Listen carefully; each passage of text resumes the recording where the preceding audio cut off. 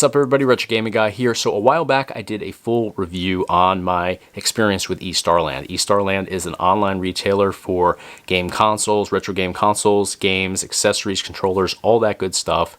And I bought a retro game console from them and a bunch of games, and I just had this phenomenal experience.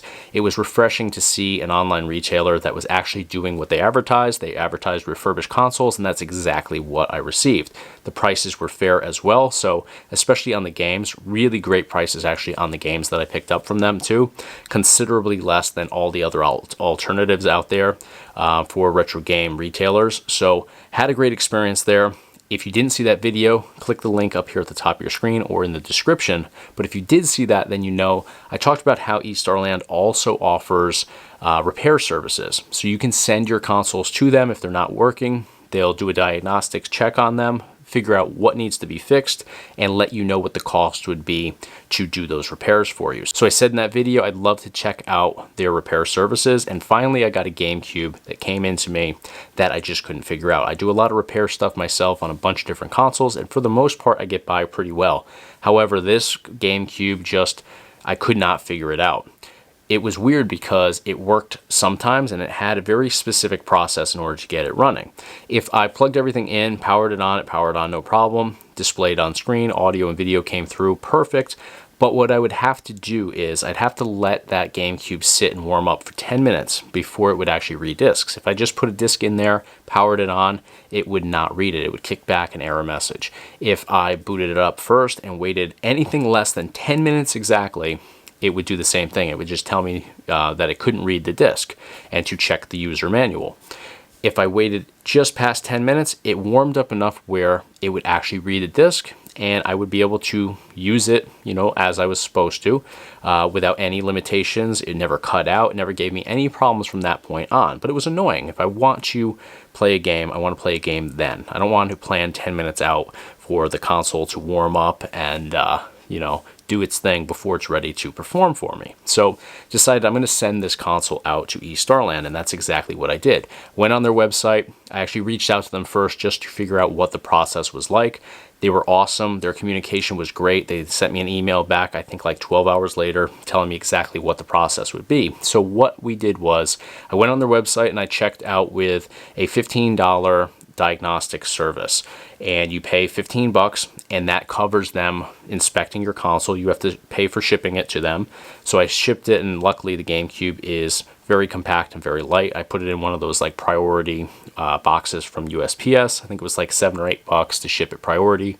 We're on the same coast as well, so it got to them in like 2 days, and I actually sent them the tracking information, the tracking number, so they could track, when this was arriving. They sent me a confirmation the moment that they actually received it at their location, and they updated me throughout their process. They actually told me when I was sending that initial email to them that they were experiencing a 3-week delay on any of their repair services because they were just overwhelmed with a lot of people coming in and, taking advantage of their repair services. So I was in no rush. I said, no problem, take all the time you need. I honestly couldn't care less because I don't use that console all that much. I have other GameCubes. I also have a PC that I like to do GameCube emulation on, so it wasn't an issue for me in terms of how long it was going to take. So sent it to them. I think it was, instead of 3 weeks, it was like not even 2 weeks. It was like a week and a half. They sent me an email back saying it's been assigned to, this technician, so you know who's working on your console.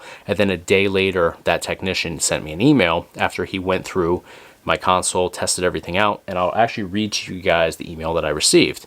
And I'll put it also on screen. I did a screenshot so you guys can check it out as well. But this is what it says. It says, Dear Chase Brogan, we apologize for the delay. We have inspected your GameCube and found that the laser has 2 issues.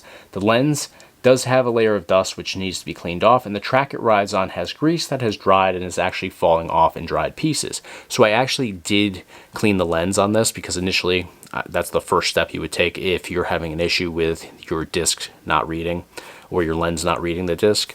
And I didn't find it to be dirty, but that doesn't mean that you don't see all of the dust that you wipe away. So I did do that, but the fact that they said that the grease was drying and falling off in dried pieces, that makes sense as to why it was still getting dirty in there, because obviously everything kind of blows around inside the GameCube console. So continuing on, the other issue, it seems that some capacitors on the drive controller board have gone bad. We can replace these to get the issue to go away.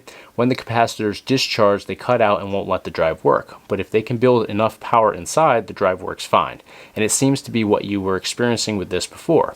So that totally, covers why I had to let it warm up for 10 minutes. It was getting enough power in those 10 minutes to actually function correctly. So that makes perfect sense as to why I was having to go through that very specific process. So continuing on, we wanted to know what you wanted us to do. We can clean the lens and laser track and add the new grease and also replace the capacitors. That should get this working fine. Or we can also install a new laser while we're in there doing the other repairs.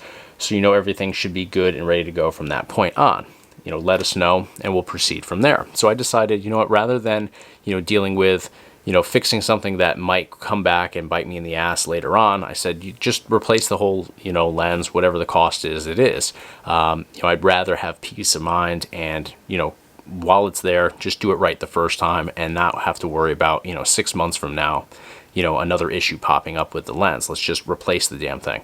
So the total cost, he actually said, no problem, I'll do the repairs and I'll invoice you once it's done. I think that was on a Friday. By Monday, everything was done. He sent me this photo, which I'll put up here, which is my console being fully tested, and you can see a game running on it. So just, further reassurance that they actually did the work. But obviously I was going to know that as soon as I got the console, plugged it in and threw a game in there without waiting that 10 minutes, which when it came in, I did exactly that, fired right up, no issues whatsoever. So, the repairs were done really well. Everything functions perfectly. The total cost here, now remember I paid the $15 up front just for them to look at it. The total for just the repair work that they did on the console was $59. So add that to, the $15 that I spent on, the diagnostic service. We're talking about $75 total paid to EStarLand, which I think is a fair price. Is it super inexpensive? No, but it covers both labor as well as the materials that were used there. They replaced the actual lens in my GameCube, so they had to get parts as well, put those parts in. So this covers labor and parts. I think that $75 is a fair price for sure. Now, it's not low enough where I would say go out and buy, every broken GameCube that you can and send it to EStarLand to repair. You're going to end up in the process, likely paying the same as getting one that works right off the bat. So I wouldn't go that route unless you're getting something for, super, super, super cheap. But again, totally understandable for the price point there. And I did pay for the shipping to them originally as well. So that was like, $7 or $8 priority mail in one of those, prepaid, if it fits, it ships sort of boxes from USPS. So, all in all, less than $85 to have this repaired. And I believe I actually got this console for like $30 from Goodwill a while back. So, I'm absolutely not upset about the price point here at all. What's most important is that the console works in the end, and it does. It functions 100% perfect, and the experience, yet again with EStarLand, was perfect. Their communication is phenomenal. They're professional. They do great work. They obviously care very much about the customer, and every step in this process, they sent me a confirmation email, an update email. I have in my inbox, I believe, 11 emails from them, and that's me going back and forth with them too. So it's 11, including my replies and stuff. But certainly have great communication. There's nothing more annoying than when you send something out to a company that's going to do a service for you, and they don't drop you a line, they don't give you an update. You have to ask them for updates. Hey, what's going on? I sent you something that's worth some money. They give you no confirmation. EStarLand, 100% professional, really just absolutely transparent, and I just don't have enough nice things to say about what they offer, both in their service repairs as well as in the products that they sell to you. They care 100%. If you ever had an issue, which I never did, I'm confident that they would resolve that for you immediately. So highly recommend them. Check them out on their website. I'll put a link up here at the top of your screen as well as in the description if you're looking to have something repaired. I stand by them 100%. Check them out. Give them a chance. You won't be disappointed. That's going to do it for today, though. Let me know what you guys think of this experience with EStarLand. If you've had an experience having them refurbish your consoles, repair your consoles, let me know what that experience was like in the comment section below. But that's going to do it for today. If you enjoy the content, give me a thumbs up on the video. It's a huge help to me here on YouTube.